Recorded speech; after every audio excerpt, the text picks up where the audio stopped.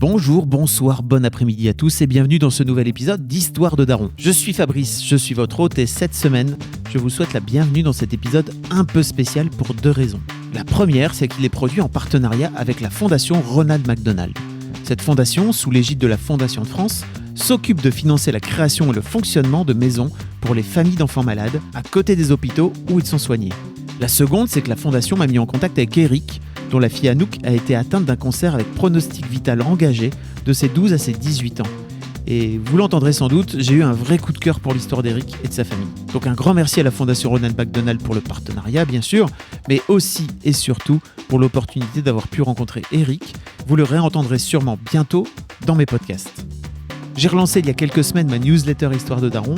Je vous envoie un nouvel email pour chaque nouvel épisode avec quelques coulisses et des liens. Le lien pour vous abonner est dans les notes du podcast et bien sûr, c'est gratuit. Si vous aimez Histoire de Daron, vous connaissez la rengaine, je vous invite à vous abonner à ce podcast, à lui mettre une bonne note sur vos applis de podcast préférés, par exemple Apple Podcast sur iPhone ou alors Castbox sur Android et sur iPhone.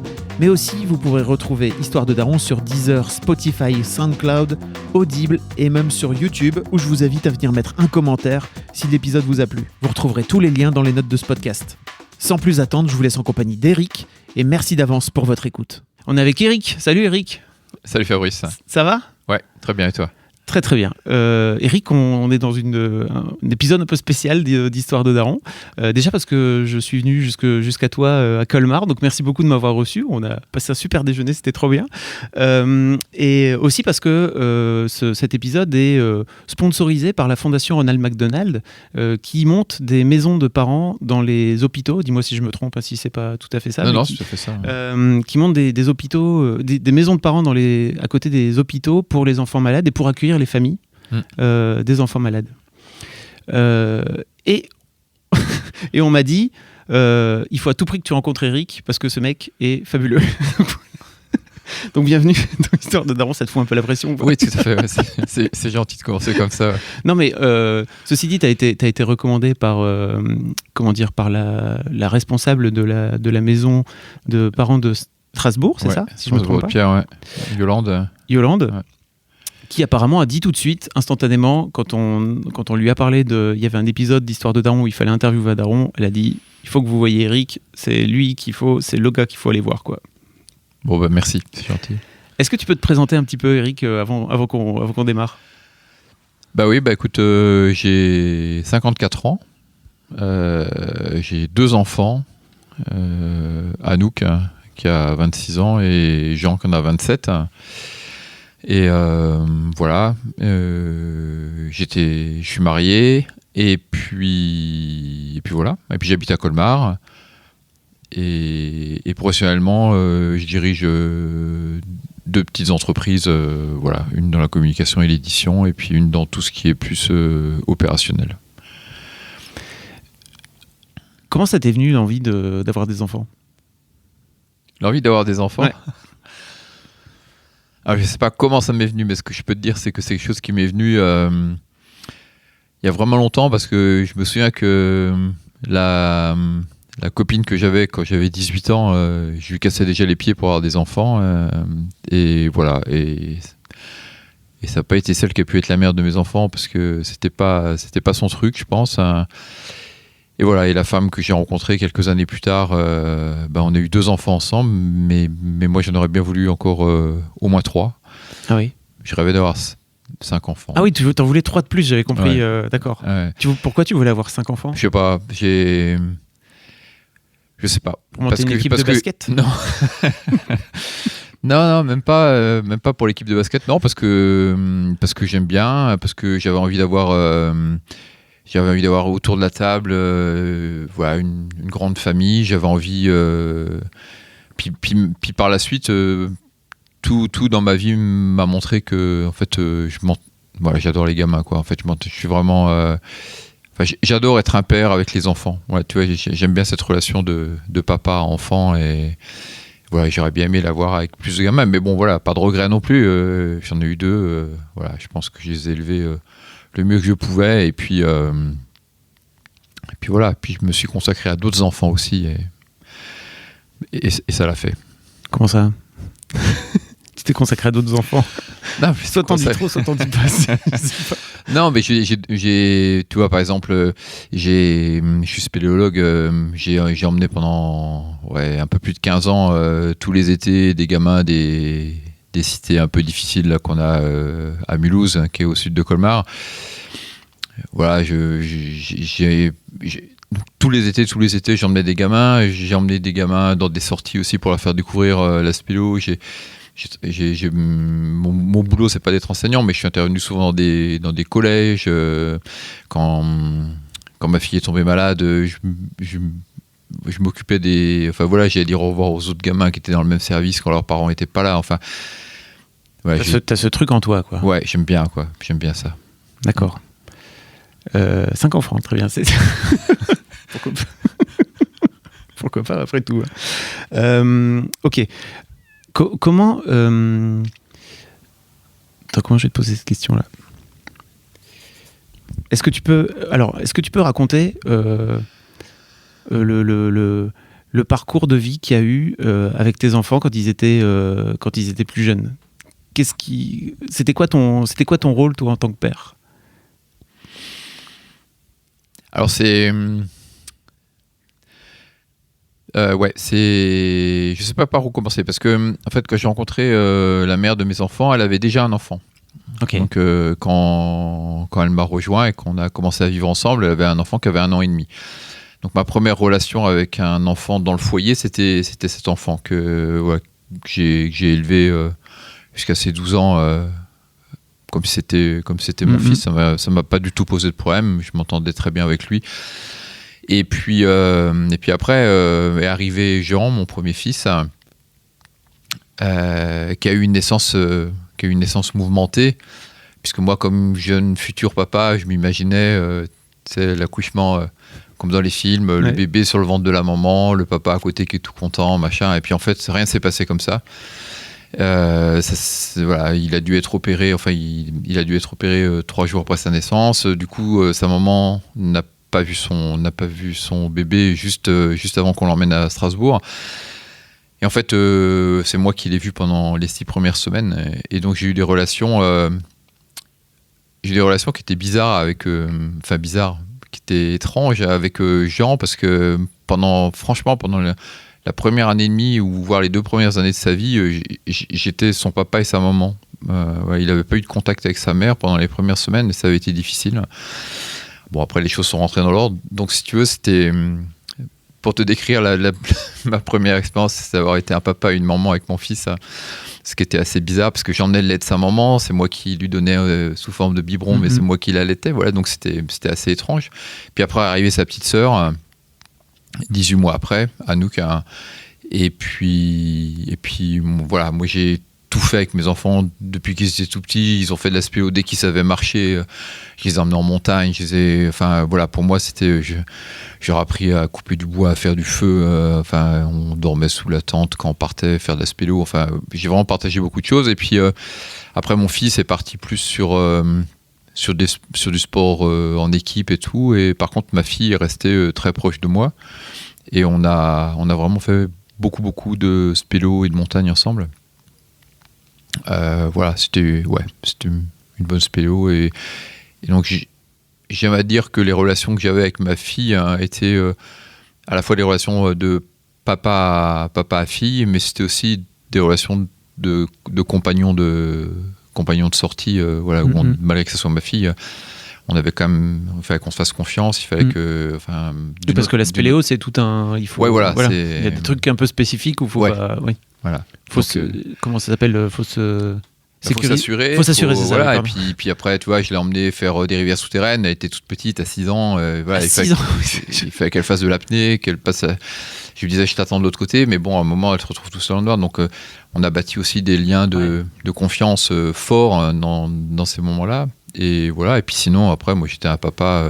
Je pense que j'étais un papa qui adorait lire des histoires à ses enfants le soir, qui a réappliqué ce que ma maman m'avait appris, qu'on se couchait jamais en étant embrouillé.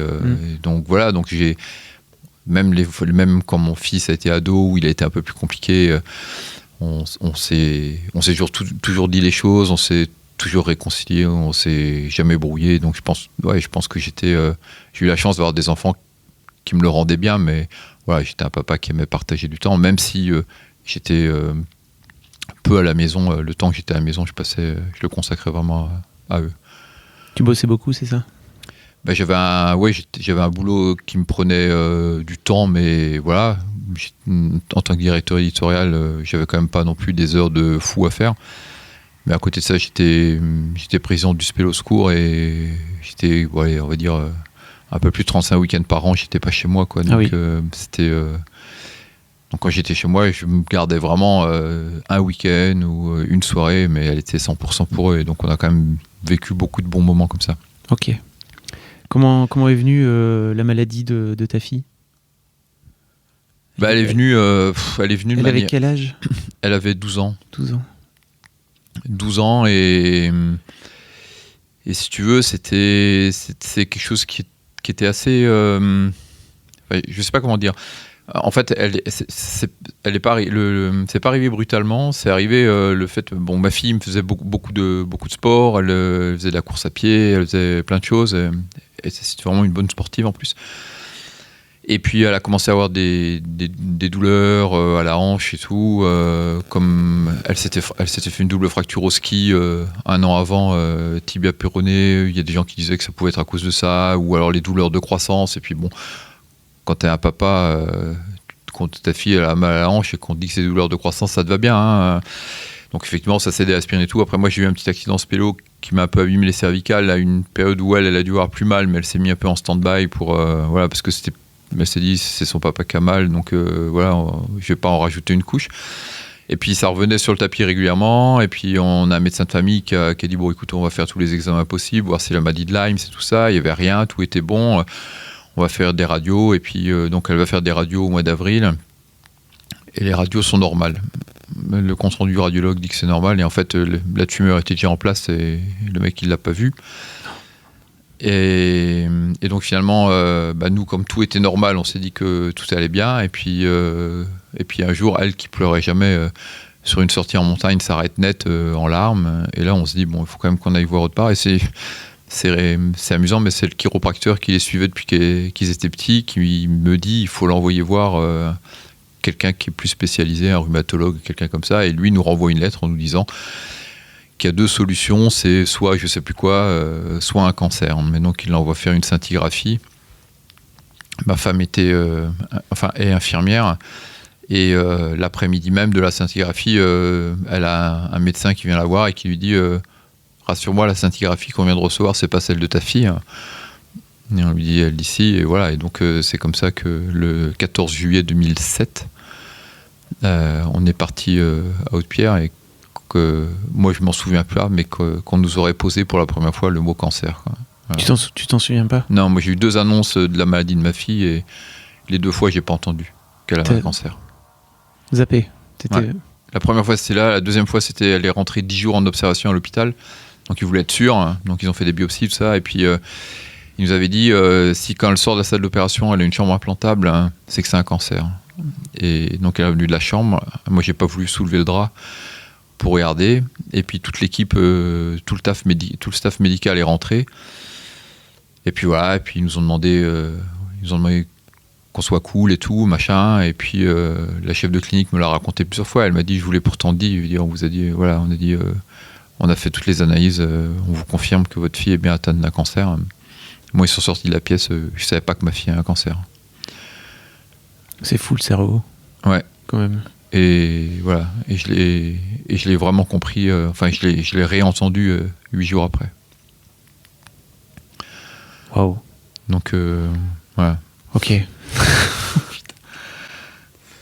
Déni, quoi, c'est ça? Ouais, clairement, je sais pas, je sais pas ce qui s'est passé. Ma femme l'avait compris du premier coup, et pourtant, voilà, j'ai beaucoup discuté avec ces chefs de clinique qui étaient vraiment une femme qui était vraiment bien, quoi. Et la première fois que j'en ai reparlé, je lui ai dit mais pourquoi vous nous l'avez pas dit la première fois? Pourquoi il fallait juste qu'on devine? Elle a dit mais non, mais vous rigolez, on est tous venus pour vous dire que c'était ça, quoi.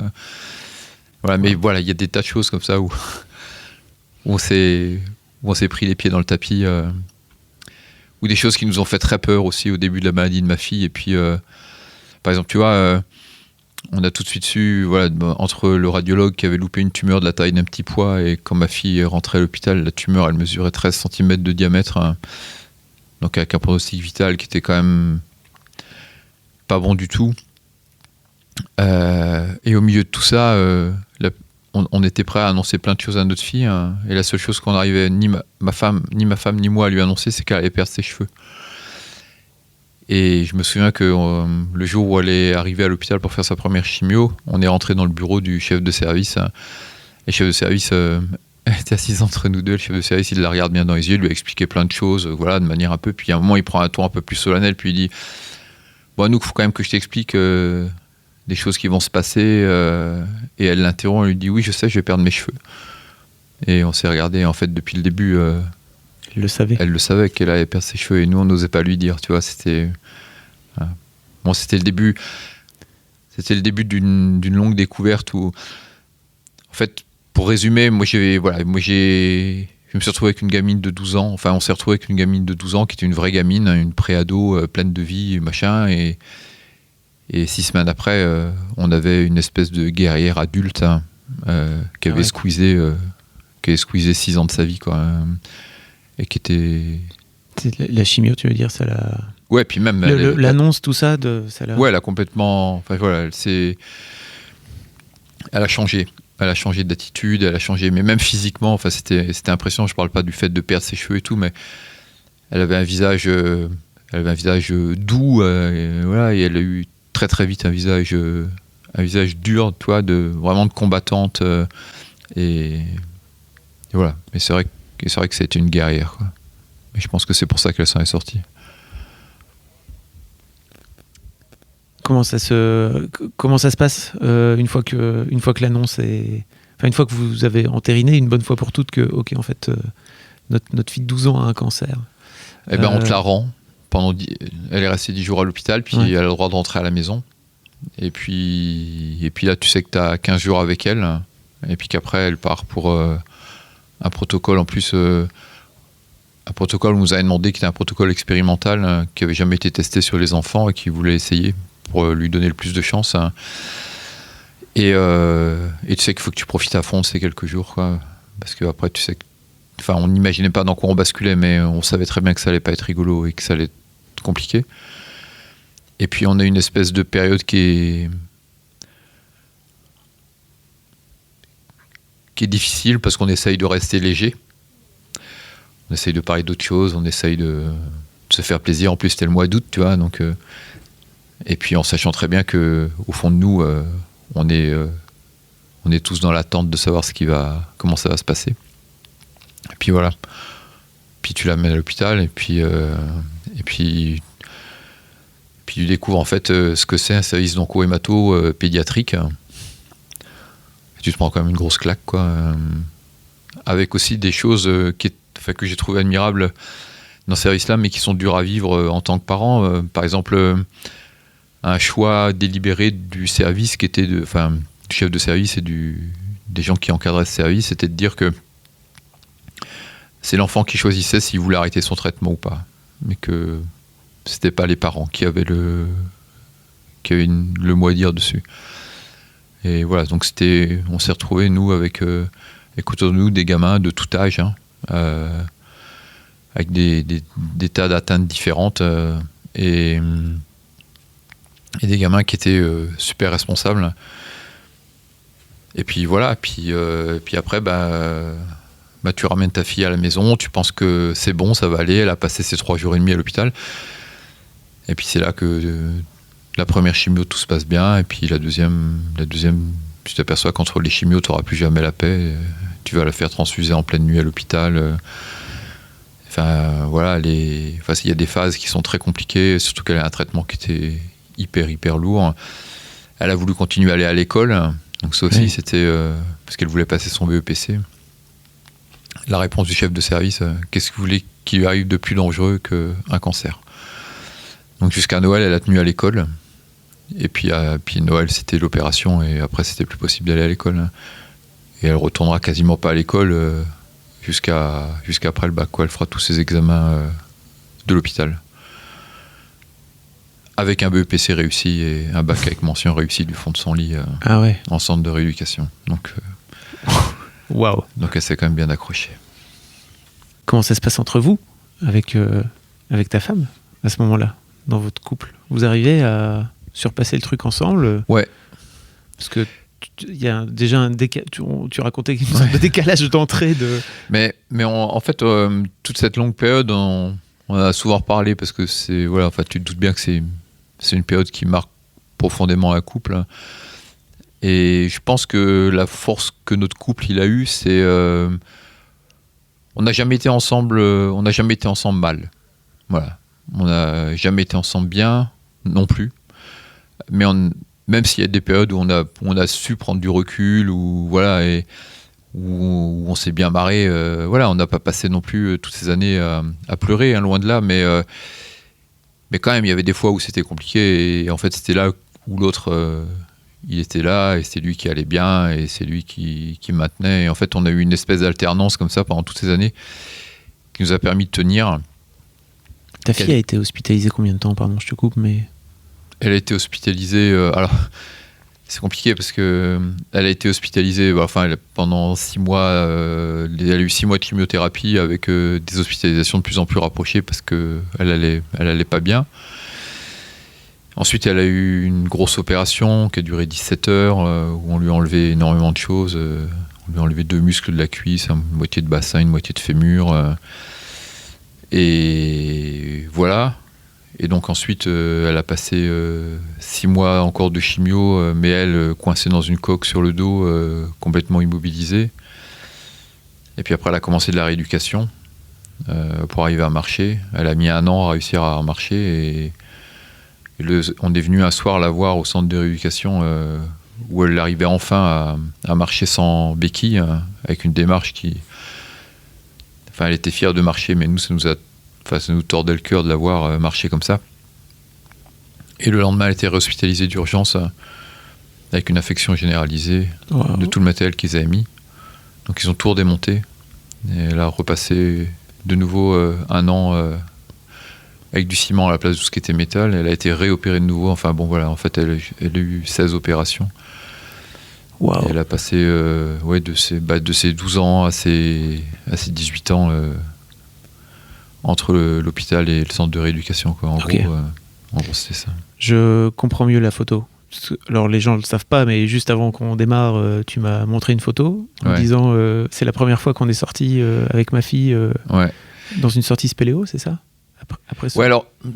Parce que tu vois, paradoxalement, la spéléo a eu un rôle énorme dans les relations que j'ai eues avec ma fille. En fait, notre plus gros ennemi tout au début, ça a été la perte de poids. C'est-à-dire qu'elle avait un traitement qui était trop fort pour un enfant, et donc elle vomissait tout le temps. Et elle perdait elle perdait énormément de poids. Et moi, à la fin, j'avais une fille qui pesait 27 kilos, c'était plus rien. Et paradoxalement, qui me posait des questions que t'imagines jamais ton enfant va te poser à cet âge-là, à savoir qu'est-ce que tu feras quand je serai morte, voilà. Et donc toi, il faut que tu t'assoies à côté d'elle, il faut que tu lui répondes. Donc tu lui répondais quoi? Que je retournerais faire les choses qu'on avait bien faire ensemble, que moi je pensais qu'elle allait vivre, et que si par malheur c'était pas le cas, qu'on serait toujours ensemble, voilà, que les gens se perdaient pas de vue. Et en plus j'y crois vraiment, que dans ces cas-là on serait pas perdu de vue. Mais voilà, donc, et quand il y a des moments qui étaient vraiment difficiles pour elle, qui étaient vraiment trop difficiles, je lui dis souviens-toi, Anouk, tu te souviens la première fois où je t'ai emmené dans un puits? Donc en spélo, on a des galeries, puis il y a des moments où tu mets de la corde pour descendre, et puis là, on a des mousquetons qu'on accroche sur la paroi, sur lesquels on accroche la corde. Et donc il y a un moment où tu es de plein pied accroché, tu es debout, tu es accroché à la corde, et puis tu mets ton descendeur pour descendre dans le puits, puis il y a un moment où tu te suspends dans le vide, mais tu es encore tenu par ta longe qui t'assure. Il y a un moment où tu dois te soulever et tu enlèves ta longe. Et là, il faut que tu fasses confiance à ce que tu as fait sur ton descendeur, parce que sinon tu dégringoles. Et je lui ai dit, tu te souviens, la première fois où tu as descendu un puits, tu as eu peur, et tu t'es fait confiance, et finalement ça s'est bien passé. Et la première fois que tu as passé une voûte en apnée dans l'eau, c'est pareil. Tu savais que je t'attendais de l'autre côté. Je t'ai dit que tu pouvais y aller. Tu y as été et j'étais bien de l'autre côté. Donc on s'est beaucoup servi de ça. Voilà. On avait 2 théories à la con. On avait ça, la spéléo, et puis on avait une autre théorie à la con. C'est pas à la con parce que c'est plutôt basé sur de l'expérience. Ouais, mais enfin voilà, on s'accrochait à ça. Et puis on avait un autre truc, c'était de se dire aussi de limiter. Alors pour revenir à pourquoi on a de la spéléo après, c'est que les médecins avaient dit à nous que après cette opération qu'elle subirait, elle pourrait plus faire de sport, elle pourrait plus faire de vélo, plus faire de montagne. Ils espéraient qu'elle n'était pas en fauteuil, mais ils pensaient vraiment qu'elle serait en fauteuil derrière. Et elle me posait des questions là-dessus. Et notre deuxième théorie, c'était la théorie du saucisson. On se disait que bouffer un saucisson en une seule fois, c'était trop compliqué, quoi. Par contre, se couper des petites tranches et manger juste ces petites tranches, c'était quelque chose qui était raisonnablement faisable. Et donc, en fait, on a vécu aussi tous ces moments-là comme ça, en se disant... mais on ne sait pas quand ça sera après Noël, on ne sait pas quand ça sera dans un an, on n'en sait rien. Pour l'instant, c'est aujourd'hui. Il fait plutôt beau, on va pouvoir aller peut-être un coup dehors pendant 1 heure, ça va être plutôt pas mal et on s'arrêtait à ça. Et on s'est aussi juré un truc, c'est que quoi qu'en disent les médecins, quels que soient les pronostics des kinés, des machins et tout, on n'en a rien à foutre. C'est que ils disaient que tu peux plus faire de spélo, et ben on ira voir si tu peux plus faire de spélo. Ils disent que tu peux faire de vélo, on fera du vélo et on verra si tu peux plus faire de vélo. Et donc du coup... la première fois où elle a réussi à ressortir, donc c'était quasiment 2 ans après l'opération, on l'a même pas dit à ma femme, parce qu'elle voulait pas qu'il lui arrive quelque chose et tout. On est partis tous les deux, et en fait on avait embarqué nos affaires spélo. Et elle a réussi, elle était super musclée, elle s'est vraiment rééduquée, elle s'est vraiment fait des épaules de dingue, quoi. Et en fait elle a réussi à passer sous terre partout, à la force des bras, avec ses béquilles. Voilà. Et la photo que tu as vue, c'est le moment où on a passé 4 heures sous terre et on était tellement contents de nouveau avoir froid, de nouveau sentir cette odeur, de nouveau voilà. Et la photo a été prise à ce moment-là, quoi. Donc c'est pour ça que c'est une photo que j'aime beaucoup. Elle a d'autant plus de sens quand tu racontes un petit peu le parcours médical de ta fille, quoi. Ouais. Qu'est-ce qui fait selon toi que Yolande de la maison des parents de Strasbourg a dit il faut que vous alliez voir Eric à tout prix? Mais je sais pas pourquoi elle a dit ça. Enfin, il y a un truc, je sais. Enfin, il y a un fait précis je sais qu'elle a pas oublié, mais je dirais que globalement, paradoxalement, dans cette période-là, c'est une période où j'étais vraiment costaud, quoi. Donc où j'aidais, enfin où j'avais envie de m'occuper de tous les gamins qui étaient là-bas. Des fois, c'est un petit service, et puis. Moi, j'avais la chance d'avoir pu aménager mes horaires de travail, donc j'étais là-bas tous les après-midi. Le soir, j'étais dans la chambre avec ma fille pendant qu'elle mangeait. Après, il y avait d'autres enfants qui n'avaient pas leurs parents qui étaient là, donc voilà. Au centre de rééducation, pareil. Des fois, on allait leur lire des histoires ou on se racontait des trucs, ou voilà. Donc, je pense que ça, c'est des choses qu'elle a su, peut-être que je lui ai raconté, j'en sais rien. Et puis surtout, ma fille, quand elle était en sa coque, il y avait un truc que j'ai pas supporté, qui était très basique, c'est qu'elle était coincée, allongée sur le dos, et que moi, je voulais pas qu'elle soit forcée d'avoir des couches et tout ça. Et je m'étais dit, putain, mais c'est pas possible qu'il n'y ait pas un système qui existe pour que cette gamine, elle puisse faire autrement que de sonner une infirmière ou une aide-soignante en disant que voilà.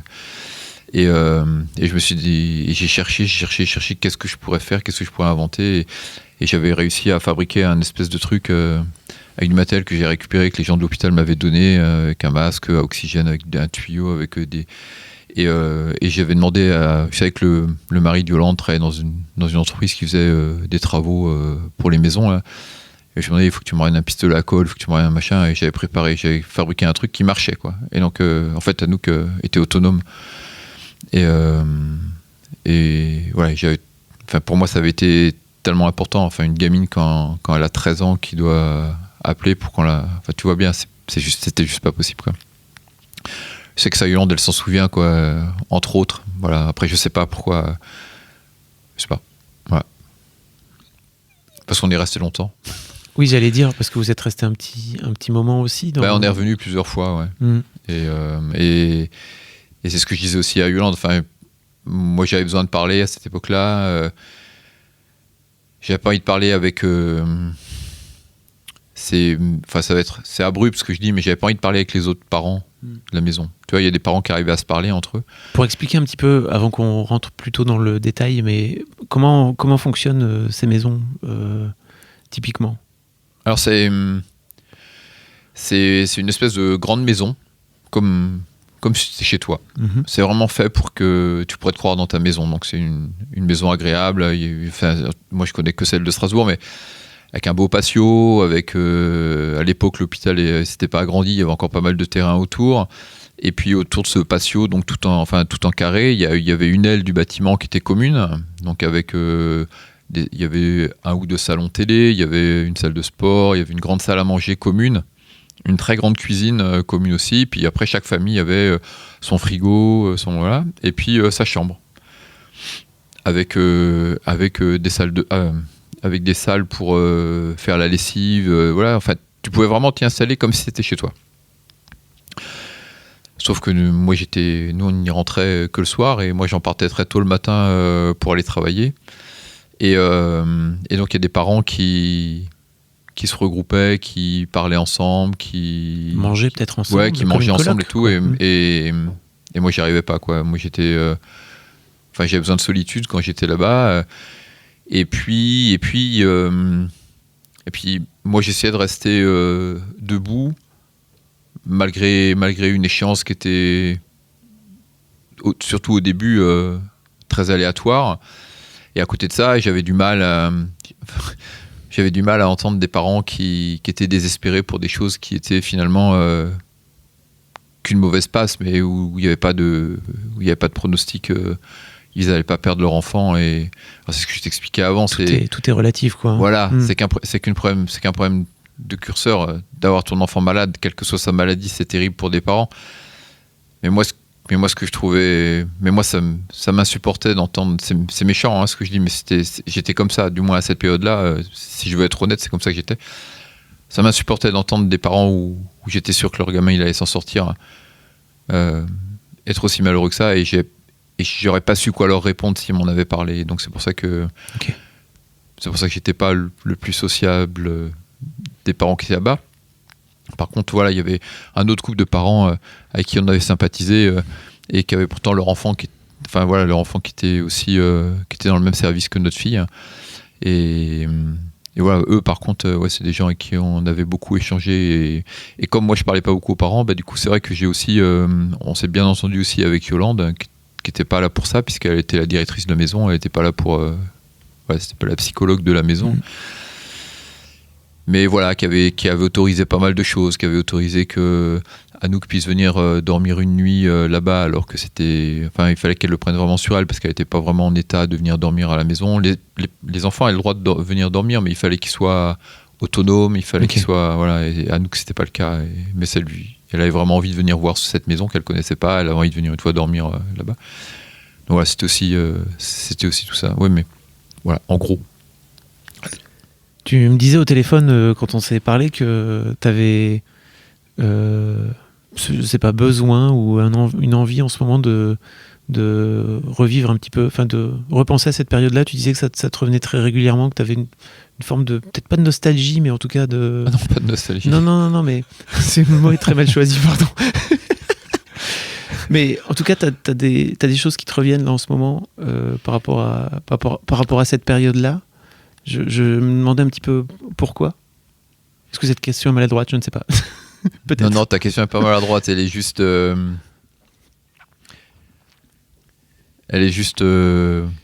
peu sensible. C'est-à-dire, j'ai l'impression que j'ai traversé cette période, et tant que j'ai pu aider ma fille à être à ses côtés, j'ai pas flanché. Voilà. Je pense que j'ai fait le maximum de ce que je pouvais faire, même après, pour qu'elle puisse refaire des choses et tout. Elle est sortie à quel âge alors? Là-bas, ouais, elle avait 18 ans. Après, elle est retournée se faire opérer encore quelques fois pour plein de choses. Donc des fois, après sans grosse rééducation derrière, mais voilà, elle repartait quand même un petit peu là-bas. Mais on a... tant qu'il a par exemple fallu fabriquer un vélo, enfin faire adapter un vélo pour qu'elle puisse refaire du vélo, j'étais sûr qu'elle pourrait refaire du vélo. Mais je trouvais personne qui avait le courage de transformer un vélo pour nous le vendre derrière. Hein. Donc finalement, j'ai trouvé quand même un gars qui vendait des vélos qui a dit mais moi j'en ai rien à faire, moi je fais les modifications qu'il faut, mais ouais, si c'est votre fille, elle peut refaire du vélo avec vous. Et donc on a fait un vélo, puis ça a marché, on a pu faire de la spélo, on a refait du badminton, on a changé les règles, mais voilà, pour qu'elle n'ait pas besoin de trop bouger sur le terrain. On a fait toutes ces choses-là. Puis à un moment, elle a heureusement revolé de ses propres ailes, elle allait mieux. Moi, c'est une période dans ma vie qui a été difficile, professionnellement. Donc, voilà, je me suis, ce que j'expliquais à midi, je me suis pris les pieds dans le tapis avec cette histoire du boulot. J'ai plein de choses qui me sont revenues, qui n'avaient pas été faciles dans d'autres aspects de ma vie. Et cette histoire d'Anouk, m'a jamais quitté, mais je me la suis repris de manière un peu moins maîtrisée. Et puis surtout, j'avais pris des notes. J'avais tenu un journal pendant toutes ces années. Et je m'étais toujours dit, quand ça fera les 10 ans qu'Anouk était malade, je lui donnerai. Et en fait, je me suis replongé dedans, j'ai essayé de l'écrire au propre et tout. Et en fait, j'y arrive pas, quoi. Je sens que ça fait pourtant un moment maintenant, et c'est quelque chose qui est très sensible. Et puis voilà, le fait qu'en ce moment je vive aussi une période au niveau familial qui soit pas facile, je pense que ça réveille d'anciennes choses. Mais voilà, mais il n'y a pas de il y a vraiment pas de nostalgie, c'est vraiment pas dans ce sens-là. Je sais bien que t'as pas dit ce mot-là plus pour le mot qu'il voulait dire, mais je vois ce que tu voulais dire aussi, c'est-à-dire qu'en fait, pourquoi ça redevient aussi présent. Voilà, je sais pas. Je peux pas te l'expliquer, en fait. Mais tu vois, par exemple, je me suis remis... j'étais motard pendant longtemps, puis j'ai arrêté, puis je suis remis à la moto quand mon fils a passé son permis moto. Et voilà, les premières sorties moto que j'ai faites, c'était avec Anouk. Quand elle pouvait pas... Elle faisait de la spélo avec moi, donc elle encadrait plein de stages. Elle connaissait les spélos partout en France, qui d'ailleurs ont été d'un soutien aussi admirable quand elle était malade. J'ai acheté exprès un camping-car à l'époque, un petit VV et tout. Je me souviens que je l'avais amené, elle a dû se soulever de son lit pour le regarder. Je l'avais garé dans la rue en bas, et on est repartis juste tous les deux, mais on a voyagé partout en France. Moi, j'allais faire de la spélo, elle pouvait rester à l'intérieur, elle pouvait bouquiner, elle pouvait faire plein de choses. On se retrouvait le soir, donc pour essayer de revivre une vie comme avant. Donc voilà, si tu veux, il y a une certaine nostalgie pour ça. Voilà, de cette complicité et de ce partage qu'on a eu pendant toutes ces années, qui nous a vraiment... moi, je trouve qu'il nous a vraiment beaucoup rapprochés. Autant je pense que c'est quelque chose qui a eu des conséquences difficiles pour mon couple. En simplifiant, je dirais que à la maladie de notre fille, on était un couple d'amoureux, d'amants, de tout ce que tu veux. Et les années ont fait de nous des compagnons, des copains de guerre, et ça aussi, c'est quelque chose dont on parle pas, et moi je trouve tellement compliqué et tellement dommage, c'est que tu t'autorises, nous du moins, ou moi peut-être, je sais pas, je vais parler que pour moi. Il y a plein de choses que je m'autorisais plus pendant que ma fille était malade, et qui font partie de la vie d'un couple, et qui font partie du bonheur de vivre ensemble en couple, et qui sont difficiles quand t'as ta fille qui est vraiment malade, quoi. Et voilà, et donc ça laisse... Comme quoi, par exemple, si c'est pas indiscret? Peut-être c'est indiscret, hein. Non, mais non, c'est pas... Là-dessus, j'ai pas de tabou, mais pour dire, quand ta fille, tu sais qu'elle a mal, tu sais qu'elle a peur, tu sais pas de quoi le lendemain sera fait, simplement de faire des câlins à ta femme, de la reprendre dans tes bras comme s'il n'y avait rien, de l'emmener manger au restaurant, c'est des choses... Voilà, on se disait, on va pas aller se passer une soirée... Après, quand elle était en rééducation, c'était autre chose, tu vois, mais Mais il y a vraiment eu des périodes où ça a été... il y a eu des mois et des mois et des mois qui nous ont vraiment... Sans qu'on s'en rende compte, hein, qui nous ont vraiment, je pense... qu'on détruit certaines choses, qu'on a renforcé d'autres, mais qu'on en détruit certaines. Ouais. Et paradoxalement, tu vois, ma fille, avec qui j'étais déjà très proche, j'ai l'impression que on était... il y a des choses on n'a pas besoin de se les dire. On est vraiment... c'est devenu ma fille, mais c'est devenu aussi une espèce de complice. Il y a des choses que... Il y a des choses que j'arrive à partager avec ma fille que je pensais pas pouvoir lui dire, tu vois, quand ça allait pas au niveau du boulot, au niveau de ces choses, elle était tout le temps là, elle était tout le temps à l'écoute, elle revenait me voir le soir, elle faisait aller-retour vite fait pour me dire attends, je viens, on va aller vite manger ensemble, je repars après. Je dis non, c'est pas la peine, mais si, voilà, c'était vraiment chouette. Et puis l'autre truc qu'on oublie aussi souvent, c'est qu'elle avait, pendant toute cette période, elle avait son frère qui était là. J'allais te demander justement. Voilà, mais qui du coup était dans une période où il avait besoin de ses parents et on n'était pas là pour lui, quoi. Et ça a été aussi... Et lui, tu vois, par exemple, dans sa relation avec sa sœur, ça a été très compliqué parce que il a refusé de venir la voir à l'hôpital. Hein. Il est venu... Pendant 6 ans. Non, il est venu après... oui, à chaque fois qu'elle était... Très peu, il est venu. Très peu. Mais en tout cas, sur la première période, sur la première année où elle était vraiment à l'hôpital, là, moi, je me souviens que j'avais insisté pour qu'ils viennent la voir les 48 heures avant l'opération.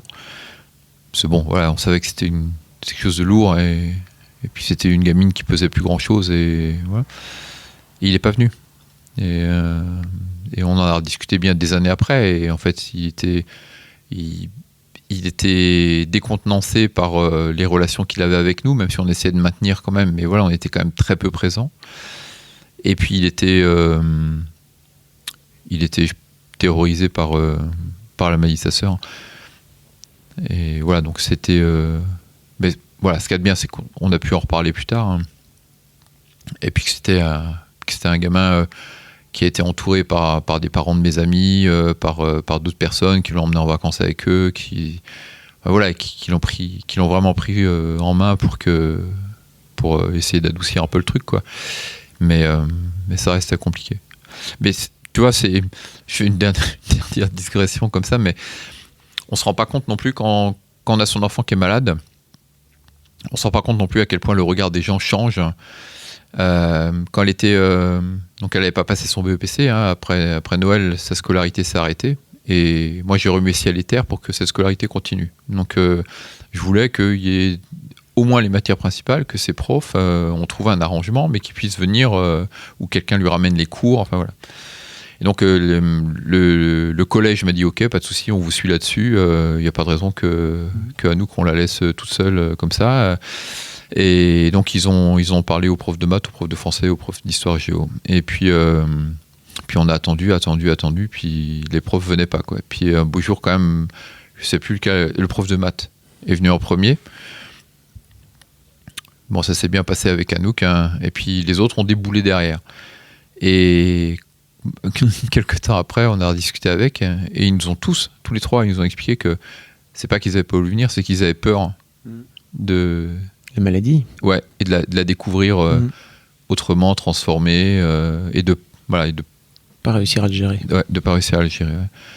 Et en fait, une fois qu'ils avaient fait le premier pas, après c'était bon, parce qu'ils ont aussi compris à quel point c'était important pour elle de s'accrocher à sa scolarité, de pouvoir continuer. Alors c'est vraiment la première fois que je fais une interview avec quelqu'un avec qui j'ai un moment avant, parce qu'en général je suis vraiment... ouais, tu m'avais dit. Je découvre, tu vois.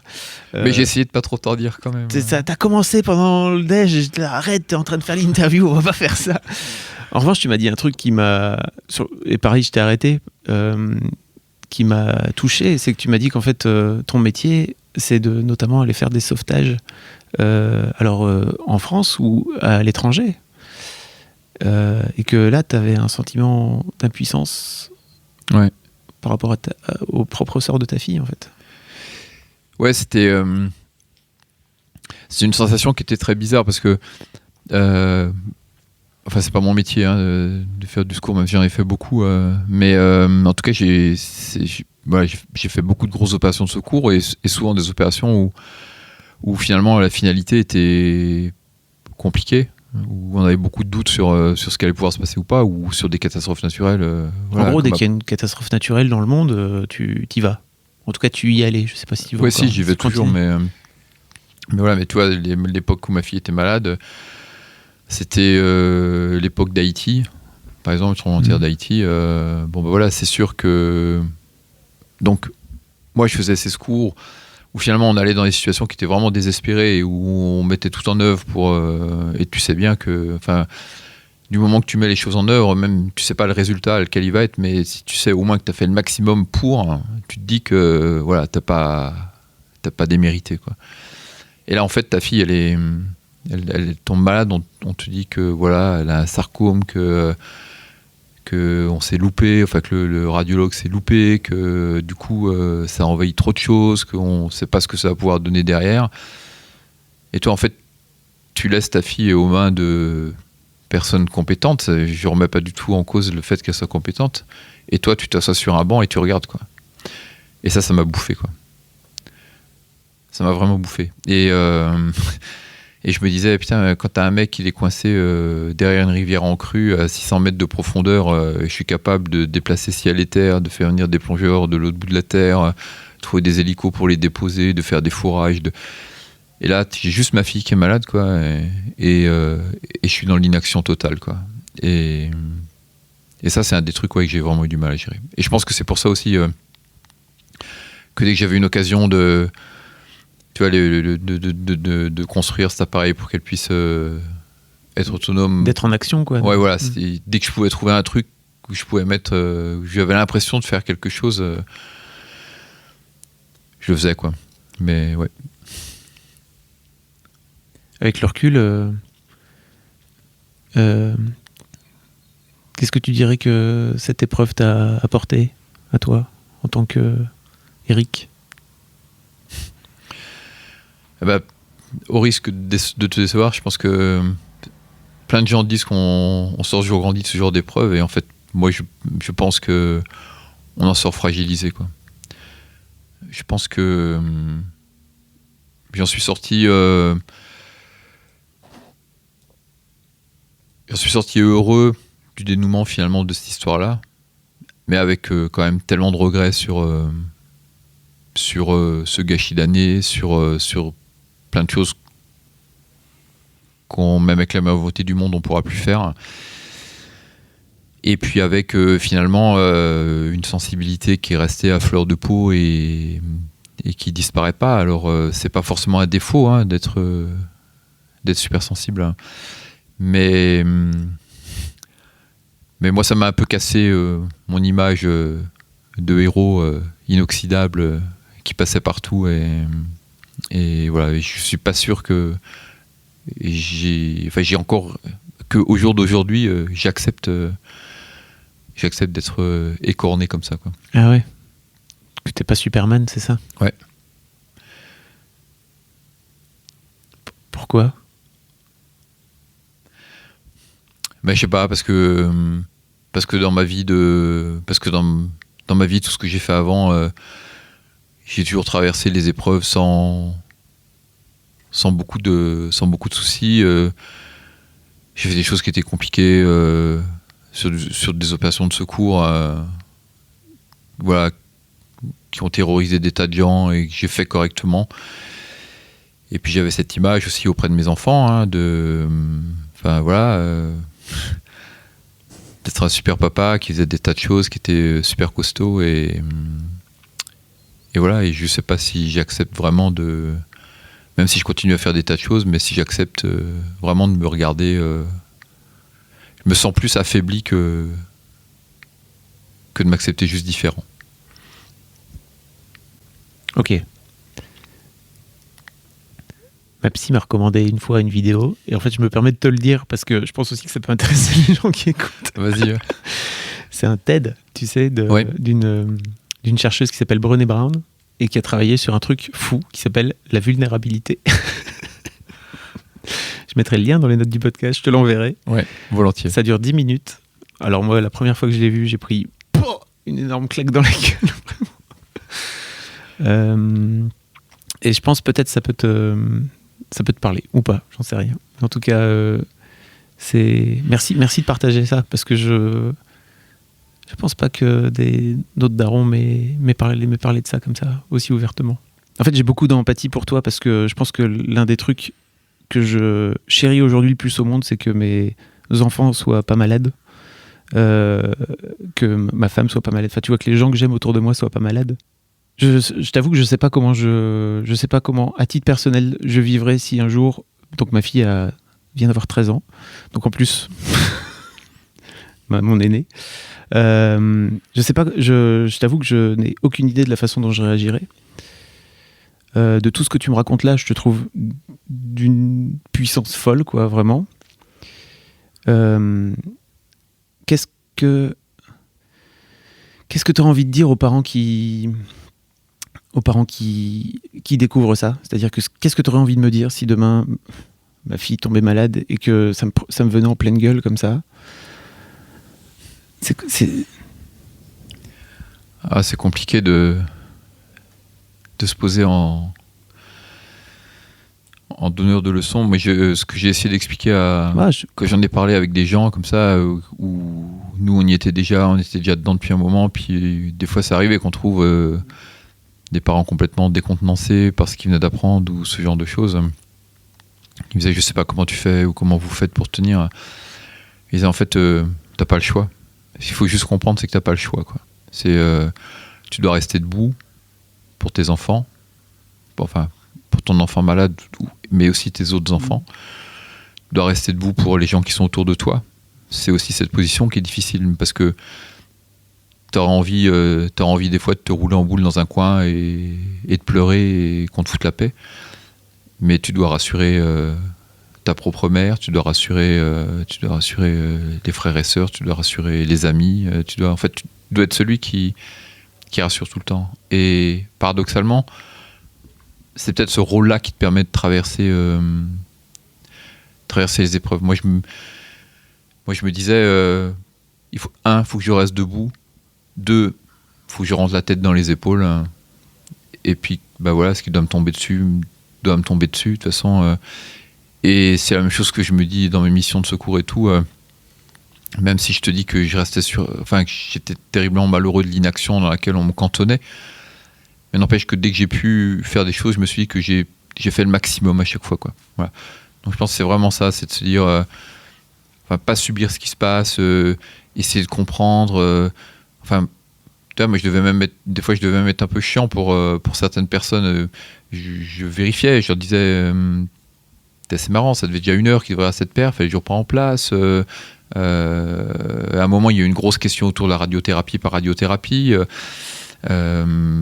Voilà, ça m'ennuyait. Je me disais, mais mince, il y a la radiothérapie, qu'est-ce qu'on fait? Elle pourra plus jamais être enceinte. Est-ce qu'on peut rien prélever maintenant pour que plus tard elle puisse quand même avoir des enfants voilà, toutes ces choses-là étaient importantes. Donc, en conseil, je dirais, c'est il faut garder son rôle de parent. Il faut continuer à faire. On n'a pas le temps là, mais si tu voyais les vidéos à la con qu'on a tournées avec ma fille, on a enfermé dans les chambres d'hôpital, il y a un coffre-fort, on mettait les trucs les plus précieux, on y mettait une banane, on y mettait une pomme. Voilà. Il faut se dire que c'est une espèce de marche en avant inéluctable et que là-dessus, tu n'as pas la main et que tu ne pourras pas l'avoir et que du coup, tu peux qu'être debout, digne, pour que ta fille soit fière de toi. Tu vois, moi j'ai fait pendant l'époque où elle était là, quand j'ai fait les grosses opérations de secours, et c'est moi qui faisais toujours les points presse. Et c'était les seules fois de ma vie, je crois, où j'ai fait des points presse où j'étais si content de les faire, parce que je sais avec ma fille du fond de son lit, elle me voyait, quoi. Et je voulais qu'elle me voie debout. Voilà. Et voilà, c'est ça qu'on peut donner comme conseil aux parents. Après c'est tellement différent pour chacun, mais ça, je pense que c'est valable pour tous les parents. Tu me disais aussi, parce que, et encore une fois, la circonstance particulière de cette interview, peut-être qu'il faut que j'aille faire des déj avec tous mes prochains invités, je n'en sais rien. Tu me disais qu'aujourd'hui était un jour un peu spécial aussi pour toi? Bah oui, parce que Enfin, à deux titres. La première raison, c'est que dans cette période de tourmente familiale depuis quelques mois, voilà, mes capacités ou le fait que j'ai été ou que je sois un bon père ont été plutôt remises en doute, hein, ou remises en jeu, je sais pas comment on dit, ou critiquées, ou il y a eu des doutes autour de ça. Donc c'est vrai que la première chose, c'est effectivement que tu viennes m'interviewer en tant que papa, c'est plutôt, enfin voilà, je trouve que ça tombe vraiment bien. Et puis en plus, coïncidence, mais juste incroyable, ma fille se fait réopérer cet après-midi à Haute-Pierre, en face de la maison des parents, enfin voilà, dans l'hôpital de la Dureté. C'est quand même juste incroyable que ce soit là maintenant, que tu viennes me poser des questions, alors que quand on avait fixé la date de rendez-vous, j'étais même pas au courant qu'elle devait rentrer à l'hôpital, quoi. Donc voilà. Donc il y a des signes quand même des fois. C'est pour ça que je suis aussi content de pouvoir dire les choses et de les expliquer, et puis de les expliquer sans mentir. Je pense à tous les parents qui sont peut-être dans votre cas. Ouais. Il y a donc 12 ans et qui se disent ok, comment ça marche, comment ça se passe, et qui peut-être vont avoir des clés, ou en tout cas vont entendre des choses de ta part, de ce partage. Bon, Eric, merci beaucoup en tout cas. Bah de rien, Fabrice. J'espère que j'ai été clair. Ah oui, c'était... On ne peut plus clair sur tout ça. Puis merci beaucoup de ce fait-là à la Fondation Ronald McDonald de nous avoir mis en contact, parce que c'est une très chouette rencontre. Vous trouverez plein de liens, je vous mettrai des liens si jamais l'association, la fondation vous intéresse. Vous pourrez trouver tout ça dans les notes du podcast. Eric, je te souhaite une très belle vie. Merci Fabrice. Parce que tu le mérites, franchement. Puis merci de m'avoir croisé. Avec plaisir. Et voilà, c'est terminé. Merci beaucoup d'avoir écouté jusque-là. Si vous voulez découvrir les autres épisodes de la collection dans d'autres maisons de parents et avec d'autres podcasteurs et podcasteuses, ça s'appelle Dans la maison des parents, et c'est à écouter sur toutes les plateformes de podcast et sur le site de la Fondation, fondation-ronald-mcdonald.fr. Je vous mets bien sûr le lien dans les notes du podcast. Je vous invite à venir réagir soit sur l'Instagram de Rocky, c'est sur RockyMag, ROCKIEMAG, soit sur mon Instagram perso, moi je suis sur FabFlorent, FABFLORENT, soit sur YouTube, sous la vidéo de cet épisode, vous trouverez le lien dans les notes du podcast. J'adore lire vos commentaires. Je vous rappelle aussi que si le concept vous plaît, vous pouvez en parler autour de vous, partager sur les réseaux sociaux. Le bouche à oreille, c'est encore le meilleur moyen de faire connaître ce programme. Si vous voulez passer à mon micro, que vous avez une histoire ou une situation qui fait de vous un daron un peu particulier, vous pouvez écrire un mail à histoirededaron@rockymac.com. Histoire de daron, histoire avec un S, daron avec un S. Je vous mets l'adresse directement dans les notes du podcast. Enfin, je vous rappelle qu'un nouvel épisode d'Histoire de Daron sort chaque premier et troisième lundi de chaque mois. Rendez-vous donc très bientôt pour le prochain, et d'ici là, je vous souhaite à toutes et à tous une très belle vie.